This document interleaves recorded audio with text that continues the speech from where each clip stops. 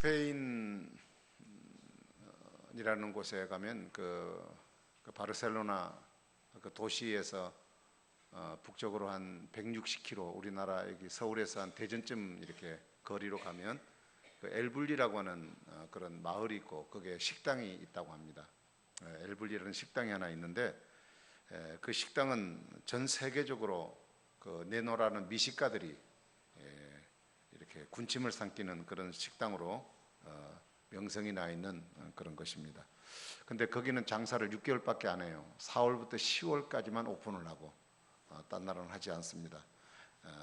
그 동네가 산자락에 이렇게 걸쳐 있는 조그마한 산골 마을인데 그 엘블리 식당이라고 하는 것 때문에 그 지역이 하나의 관광 도시가 되었습니다.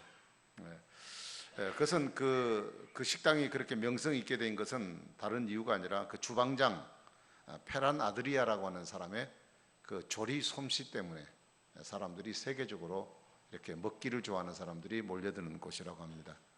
그래서 그냥 오늘 간다고 해서 오늘 당장 갈 수 있는 게 아니고 2개월 전부터 미리 예약을 해야 그래야 그 산골 마을에 가지고 그 음식 하나 먹고 또 내려와야 되는 그런 수고를 감수하고 하러도 사람들이 붐비도록 그렇게 많은 사람들이 몰리는 곳이라고 그럽니다. 여러분, 이 페란 아드리아라고 하는 사람, 이 사람이 없는 엘블리라고 하는 식당은 조그마한 판잣집 같은, 그러니까 한 번 사람이 들어가면 몇 명 수용할 수 있느냐? 50명밖에 수용을 하실 수 없는 조그마한 식당입니다.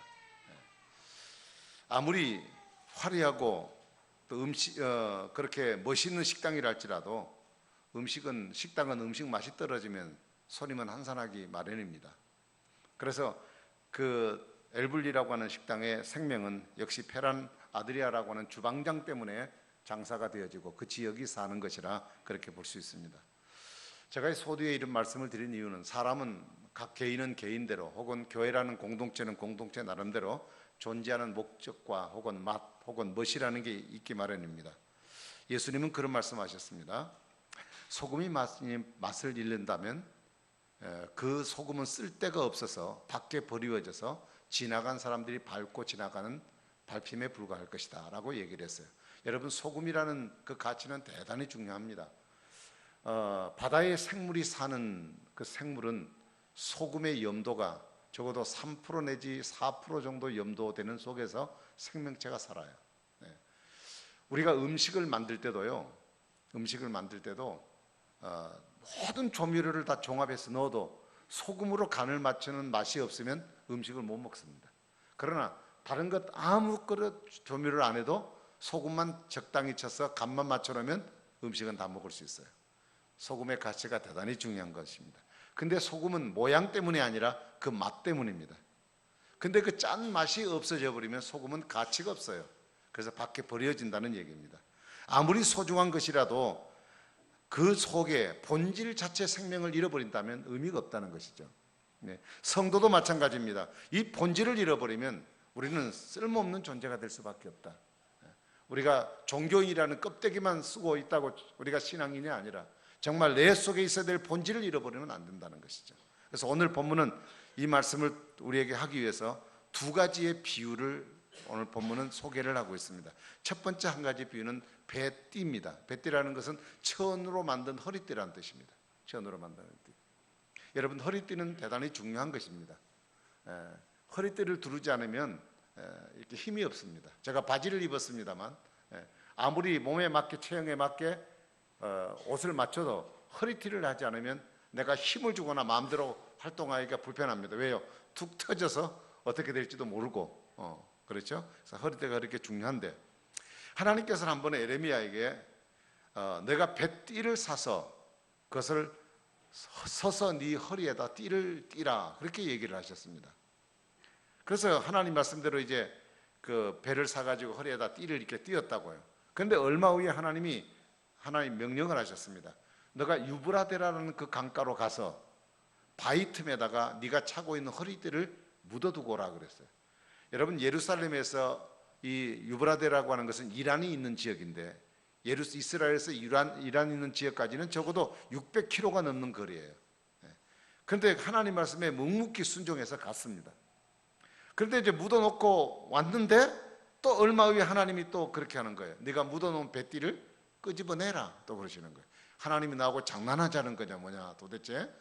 그럴 수 있는 문제 아닙니까?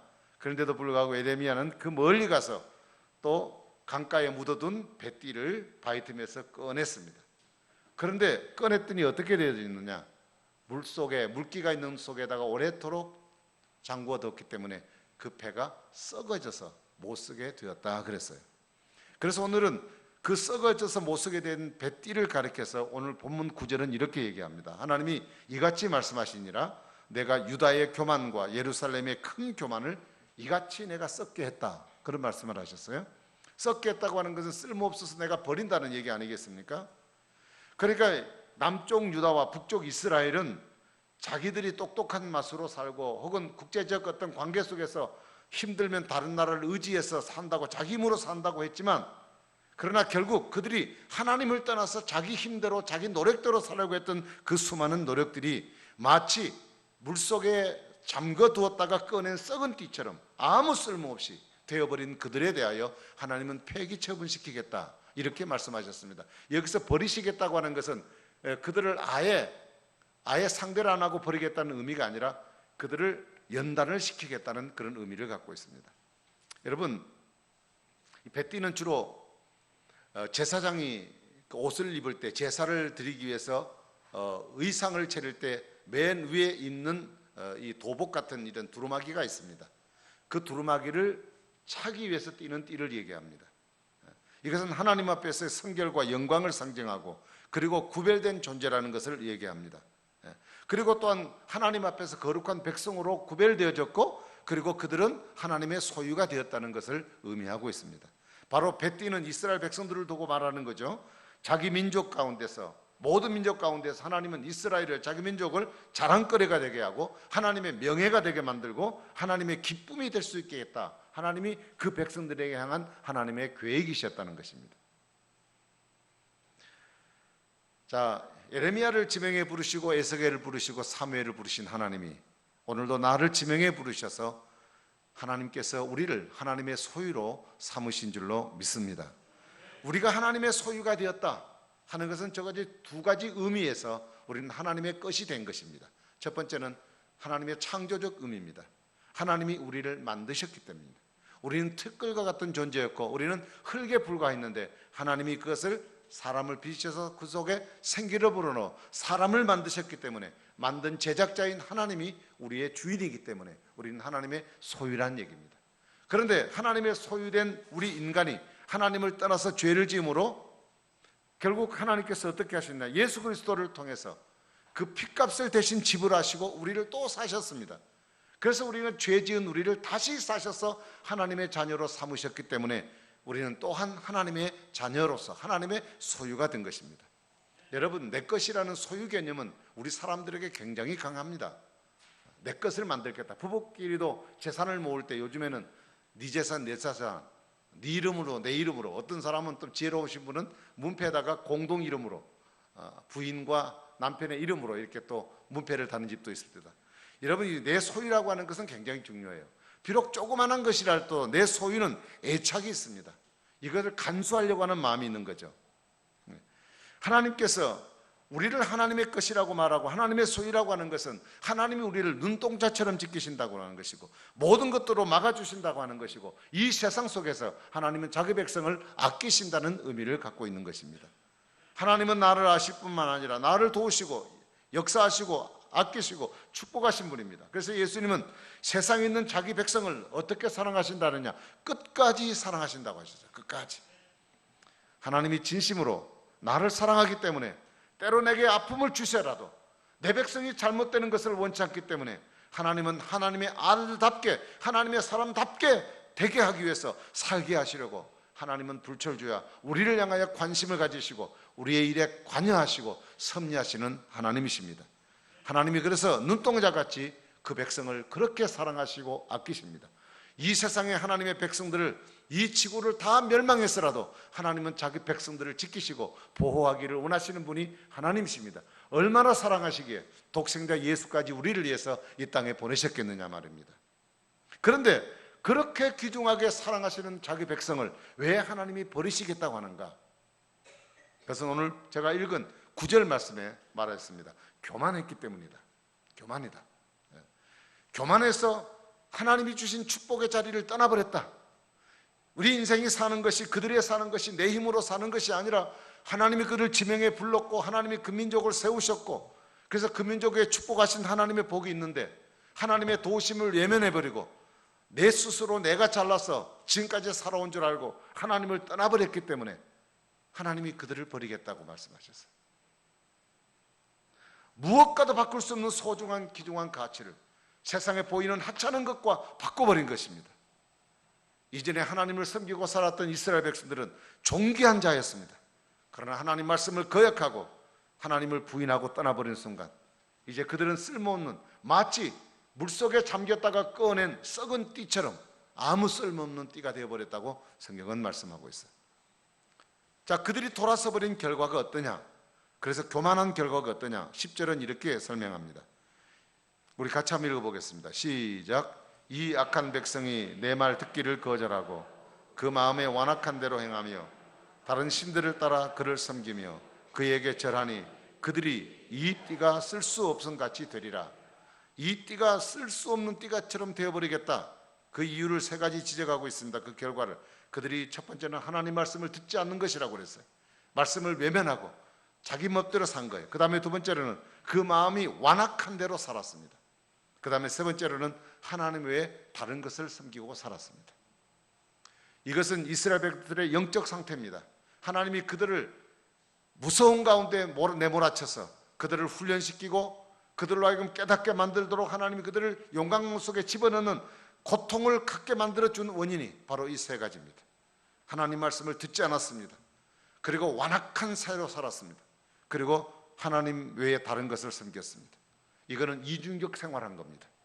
교회 나올 때, 성전 나올 때는 하나님 백성같이 나오는데 밖에 나가서는 전혀 하나님 없는 사람처럼 살아가는 모습. 여러분, 이것이 마치 뭐와 같으냐? 하나님의 은혜가 식어진 사람의 현상이에요. 내 속에 하나님의 은혜가 떨어지고 하나님의 은혜가 식어지고 내 속에 죄가 들어오면 바로 이와 같은 현상이 우리 가운데 생길 수밖에 없다는 것입니다. 그래서 주님은 그 다음에 12절부터 포도주병의 비유를 통해서 이렇게 또 말씀을 하십니다.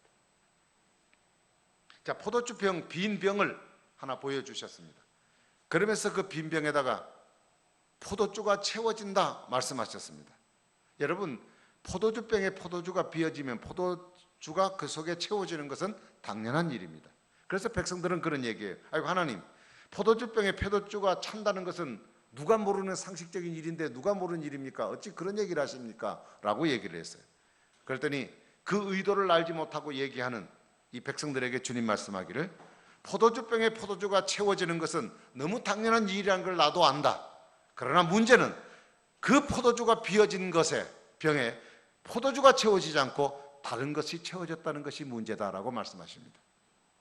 여러분, 그 채워진 다른 포도는 우리의 삶을 즐겁고 우리의 삶을 행복하게 하고 하나님이 우리를 이끄시는 방향대로 우리의 삶을 살아가는 것이 아니라 우리의 사람들을 혼미하게 만들어버리는 것들로 우리를 변하게 만드는 요소가 그 속에 있다는 겁니다. 그래서 결국 12절, 13절, 14절에 보니까 사람들이 그것이 포도주인 줄 알고 마셨어요. 마셨더니 그들이 취했습니다. 취해가지고 어떻게 됐습니까? 서로 물고 뜯고 충돌하다가 결국은 망해버렸다, 그렇게 얘기를 합니다. 여기 본문에 특별히 14절에 어떤 말이 나오냐면, 또 그들로 피차 충돌하여 상하게 하되 부자 사이에도 그리할 것이다. 이 부자라고 하는 것은 아버지와 아들 사이를 말합니다. 여러분, 신앙의 붕괴는, 신앙의 무너짐은 윤리적인 무너짐이 생깁니다. 내가 하나님을 경외하는 신앙의 근거가 내 속에 있어야 윤리도 세워지게 되어 있습니다.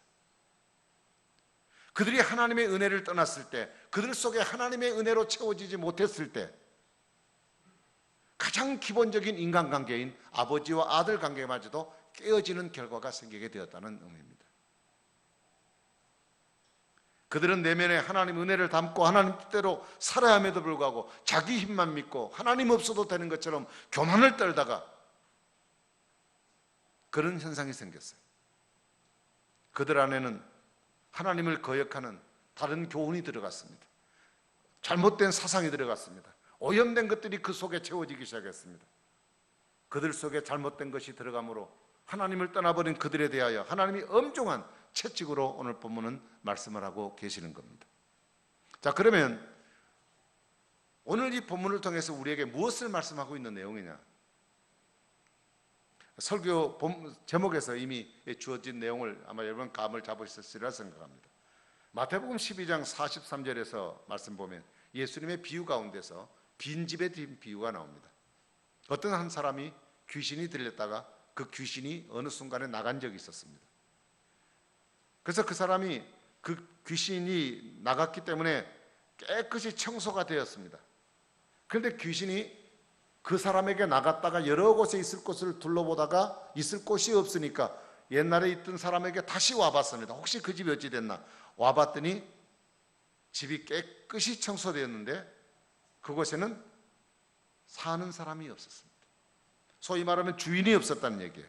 수리되고 소재가 되었지만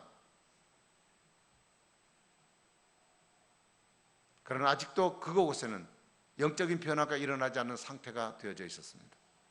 여러분, 우리가 예수님을 믿는다고 형식적인 모습을 갖추고 있지만 안에 신앙적으로 채워지지 않으면 안 됩니다. 그런 사람에게는 다시 더러운 귀신이 7이 들어와서 이전보다 더 악하게 만들도록 한 것처럼 우리의 삶은 더 각박해질 수밖에 없습니다. 여러분, 성도가 우리 속에 무엇을 채워야 하느냐는 것은 대단히 중요한 거예요.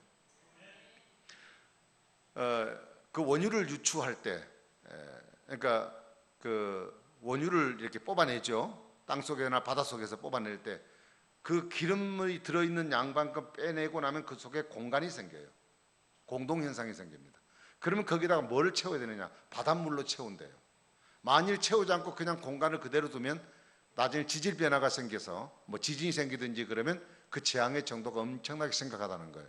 그래서 아마 석촌동 같은 데도 그런 그 도로가 꺼짐 현상이 생기는 것이 뭐 무슨 현상인지는 모르겠지만 어쨌든 그 공간이 비었기 때문에 그것이 주저앉은 부분이라고 생각합니다. 여러분, 우리 그리스도인들이 우리 속에 비어있는 부분 속에 우리가 무엇을 채워야 할 것인가?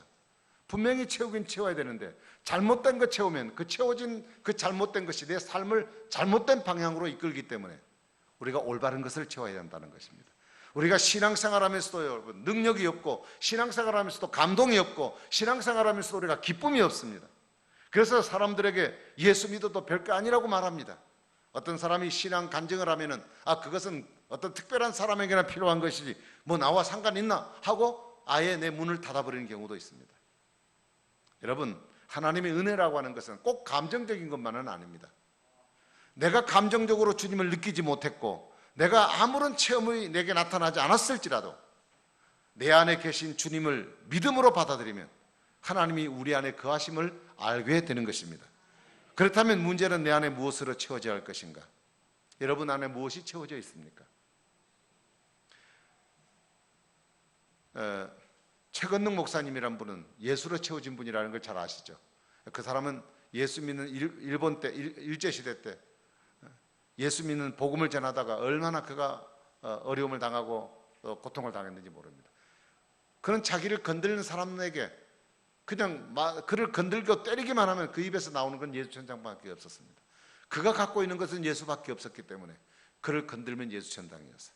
여러분, 저나 여러분들의 생각 속에 무엇으로 가득 채워 있습니까? 자기의 지식이나 자기의 주관적 생각으로 채워져 있습니까? 오늘 우리는 정보 홍수 시대를 살아가고 있어요. 우리가 듣는 것, 보는 것, 느끼는 것이 얼마나 많은 이 정보들이 쏟아져 들어오는지 모릅니다. 우리는 그런 가운데서 우리는 살아가고 있어요. 오염된 문화가 우리 가운데 채워질 수 있습니다. 어떤 사람은 책 한 권 잘못 읽어가지고 그 삶이 완전히 잘못돼서 오염돼 버린 사람도 있다고 합니다. 우리는 이 오염된 문화 속에서 거룩한 백성으로 헤엄치고 살아가야 될 특별한 의무가 우리에게 주어져 있는데 우리는 그것을 무엇으로 취할 것인가? 내 의지만으로는 불가능합니다. 여러분, 내 안에 하나님의 은혜가 채워지지 않으면 우리는 할 수 있는 일이 없습니다. 내 안에 하나님의 마음으로, 여러분, 빛과 어둠이라고 하는 것은 공존하지 않아요.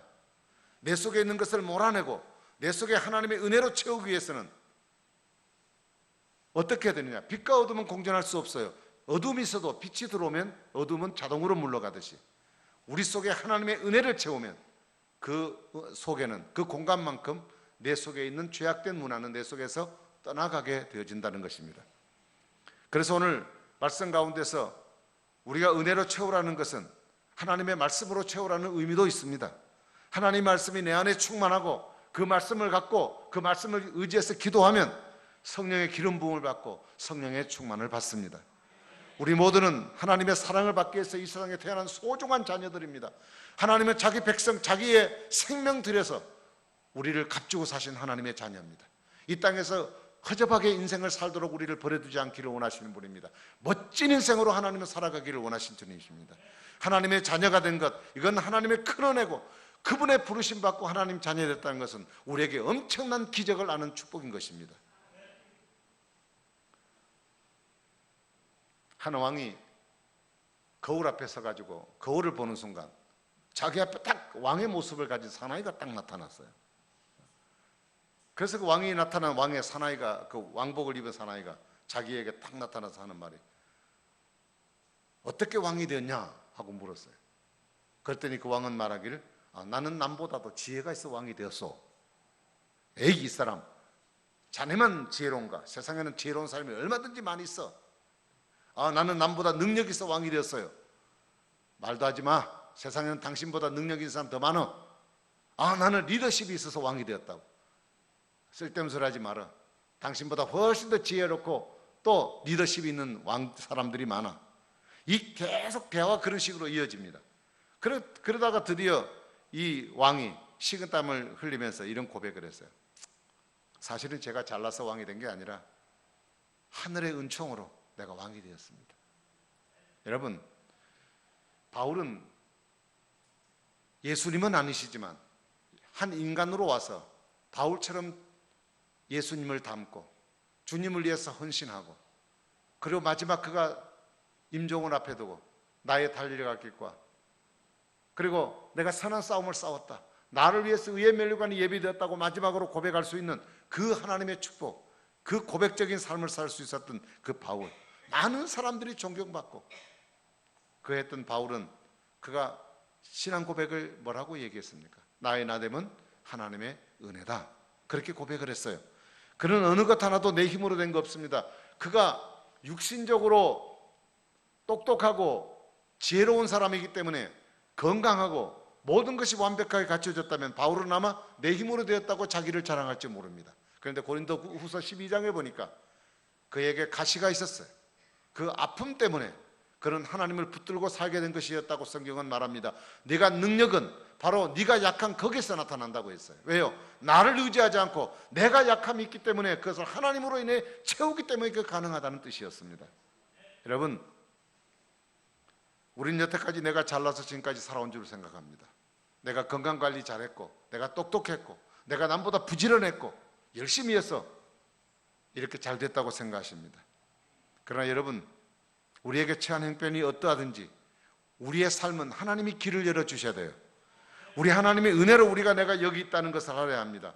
내 안에 하나님의 은혜가 있으면 세상 사람이 가질 수 없는 참 평안을 내가 누릴 수 있어요. 내 안에 하나님의 은혜가 있으면 내게는 무한한 하나님의 사랑을 소유하고 살 수 있습니다.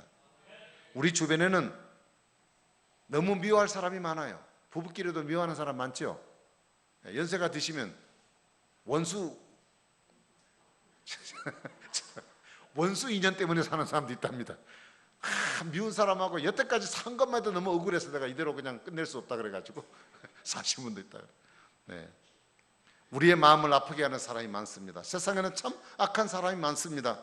나의 목을 비트는 사람 같은 그런 사람들, 내가 어떻게 그들을 사랑할 수 있을까요? 내 힘으로는 불가능해요. 내 안에 하나님의 은혜가 있으면 가능해집니다. 그러므로 우리는 하나님 은혜를 충만히 받아야 합니다. 이 타락한 시대를 살아가는 우리가 가장 중요한 것은 내 내면의 세계를, 내 마음을 하나님 은혜로 채워야 돼요. 내가 직분을 갖는 것도 중요하고 어떤 사역을 하는 것도 중요하지만 그것보다 더 중요한 것은 내 내면의 세계가 하나님 은혜로 채워지지 않으면 안 돼요. 그러면 누가 그 은혜로 채움받을 수 있느냐? 겸손해야 돼요. 겸손해야 돼요. 예, 겸손해야 돼요. 예. 우리는 하나님을 향하여 가난한 마음을 가져야 돼요. 은혜를 사모해야 돼요. 열심히 구하고 찾아야 돼요. 구원은 하나님 앞에 믿음으로 받는 것이지만 구원받은 성도가 은혜를 충만히 받고 살아가는 일은 그 은혜를 사모하는 겸손함이 없이는 받을 수가 없어요. 옛날 동양 사람의 글귀에 선한 사람과 같이 있게 되는 것은 마치 질환지실에 들어간 것 같다, 그런 말이 있습니다. 질환이라는 말은 난초를 의미해요.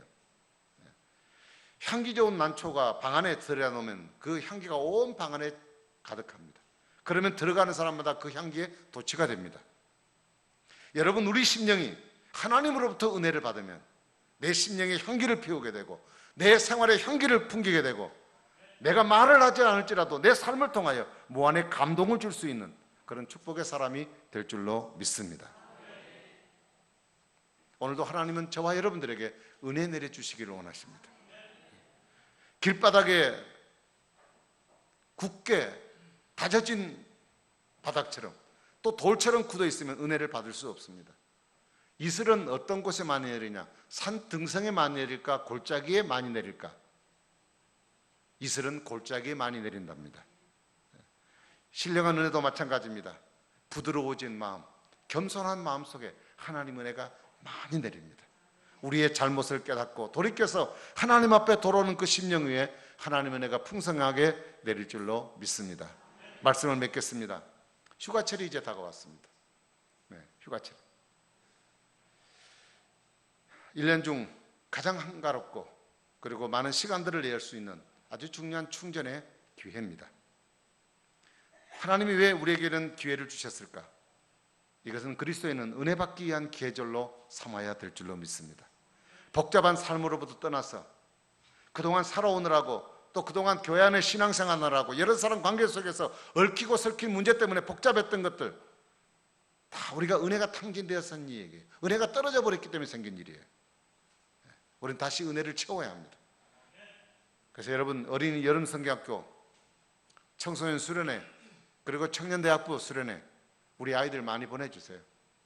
많이 보내주시고 어린아이들이 여러분, 하나님의 은혜, 성령의 역사는 성령은 인격자이기 때문에 어린아이도 인격이기 때문에 어린아이에게도 하나님 어른에게 임하는 하나님 은혜가 유치부 아이에게도 임하는 역사가 있습니다.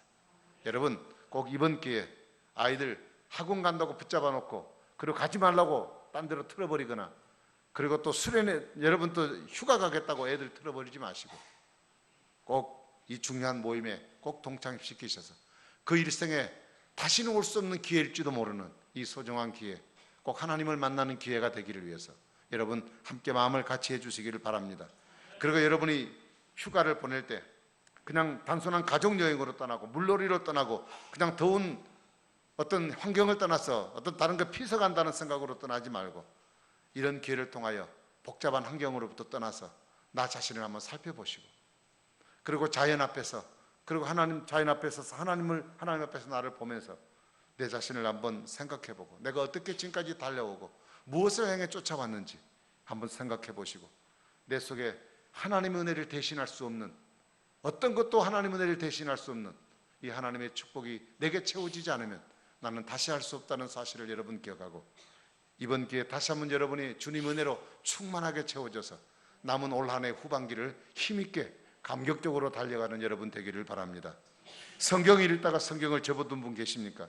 성경을 펼쳐서 다시 말씀을 읽기를 시작하시기를 바랍니다. 기도의 손을 들고 계시다가 내리신 분 계십니까? 주님은 쉬지 말고 기도하라 그랬습니다. 기도의 손을 다시 올릴 수 있기 바랍니다. 요즘 들어와서 부쩍 섬김과 봉사의 팔이 무거움을 여러분 느끼십니까? 나를 위해서 무거운 십자가를 지신 주님을 기억하시고 이 모든 현상들은 내 안에 주님의 은혜가 고갈되었기 때문에 생긴 현상인 줄 알고 이것을 이대로 방치해 두지 마시고 은혜를 열심히 사모하고 우리가 예배 모임에 열심히 참여해서 지금까지 감당해왔던 것 내 힘이 아니라 하나님의 은혜였다는 것을 다시 한 번 더 고백하면서 우리의 신앙이 업그레이드되어 다시 영적인 세임을 얻고 내게 주신 삶을 내가 목사고 장로고 권사고 이런 직분 때문이 아니라 주님 은혜 때문에 우리가 충만하게 주의 뜻을 따라가는 올 여름의 한 절의 기회가 되기를 주의 이름으로 축복합니다. 기도하겠습니다. 우리가 한번 한 30초 동안만 간단하게 하나님께 한번 기도를 드리겠습니다. 오늘 말씀 생각하면서 주여 내게 은혜가 부족하지 않습니까? 내 속에 은혜가 채워지지 않은데 하나님 은혜가 내 속에 고갈되어 있지 않는 것은 아닙니까? 주님 나와 함께 해주시고 은혜 충만하게 하시고 나를 채워주시옵소서. 우리 같이 한번 기도하겠습니다. 자비로우신 하나님 아버지, 은혜와 사랑 감사합니다. 주님의 은혜가 없이는 우리가 살아갈 수 없다는 것을 알고 항상 하나님 은혜를 구하며 살아갈 수 있게 도와주옵소서. 내 힘과 내 능력, 내력으로 인생을 살아가는 것처럼 생각하지만 주님의 도움이 없이는 아무것도 할 수 있는 것이 없습니다. 주여 우리에게 은혜를 주시옵소서. 우리에게 성령 충만을 주옵소서. 우리가 말씀 가운데 거하는 삶을 살아가게 도와주옵소서. 주의 은혜를 사모하게 도와주옵소서. 특별히 여름철 행사를 통하여 우리 중고등부, 초등부, 아버지 청년대학부 행사들을 통하여 하나님의 큰 은혜와 역사가 일어나는 기회가 되기를 원합니다. 주여 우리의 삶의 때 변화가 일어나게 도와주옵시고 다시 한 번 더 하나님 앞에 우리 자신이 새롭게 서는 그분을 대면하는 시간들이 될 수 있도록 주님 축복하시고 인도하여 주옵소서. 우리의 삶이 썩은 띠처럼 쓸모없는 인생이 되지 말게 하시고 하나님 앞에 가치 있는 인생으로 하나님께 힘을 돌리며 살아가는 저들의 삶이 될 수 있도록 주님이 채워주시고 함께하여 주시옵소서. 감사합니다. 예수님 이름으로 기도하옵나이다. 아멘. 우리 찬송 하나님께 드리겠습니다. 368장 찬송을 드립니다. 368장